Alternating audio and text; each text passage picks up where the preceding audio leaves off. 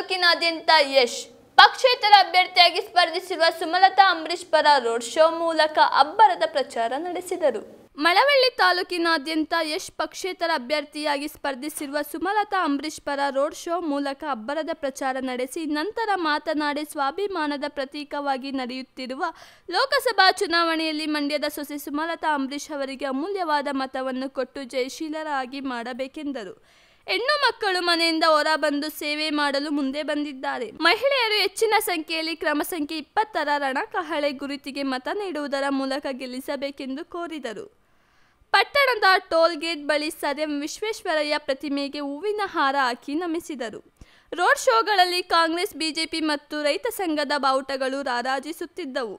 ಇನ್ನು ಅಲಗೂರಿನಲ್ಲಿ ಮಾತನಾಡಿದ ಯಶ್, ಸುಮಲತಾರವರ ಪರವಾಗಿ ಅಭಿಮಾನಿಗಳು ತೋರುತ್ತಿರುವ ಪ್ರೀತಿ ಅಭಿಮಾನಕ್ಕೆ ನಾನು ಸದಾ ಋಣಿಯಾಗಿರುವೆ ಎಂದು ಹೇಳಿದರು.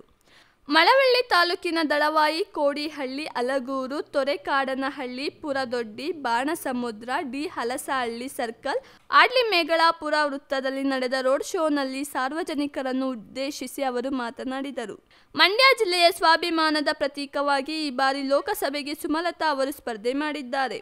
ಅವರ ಗೆಲುವಿನಿಂದ ದೇಶದಲ್ಲಿ ಇತಿಹಾಸ ನಿರ್ಮಾಣವಾಗಲಿದೆ. ಹೆಣ್ಣು ಮಕ್ಕಳನ್ನು ಕೇಳ್ಕೊತಿದ್ದೀನಿ, ಉಚ್ಚೇಗೌಡರ ಸೊಸೆ ನಿಮಗೆ ಸ್ವಂತ ಮಗಳಲ್ಲವೇ ಎಂದರು.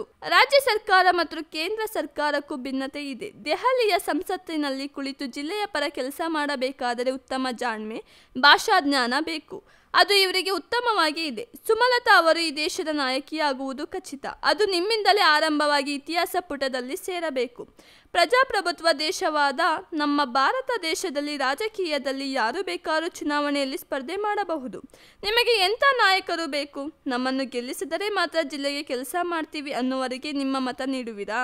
ಅಥವಾ ನಿಮ್ಮ ಜೊತೆಗೆ ಇದ್ದು ಸದಾ ನಿಮ್ಮ ಸೇವೆ ಮಾಡುವವರಿಗೆ ಮತ ನೀಡುವಿರೋ? ಯೋಚಿಸಿ ಮತ ನೀಡಿ. ಸುಮಲತಾ ಅವರು ಒಬ್ಬ ಮಹಿಳೆ. ಅವರು ಗೆದ್ದರೆ ಇಡೀ ಇಂಡಿಯಾ ನೋಡಲಿದೆ. ಈ ಬಾರಿ 4 ಜನ ಸುಮಲತಾ ಅವರು ಕಣದಲ್ಲಿ ಇದ್ದಾರೆ. ಮತದಾರರಲ್ಲಿ ಗೊಂದಲ ಮೂಡಿಸಲು ಈ ಕುತಂತ್ರ ಅಷ್ಟೇ.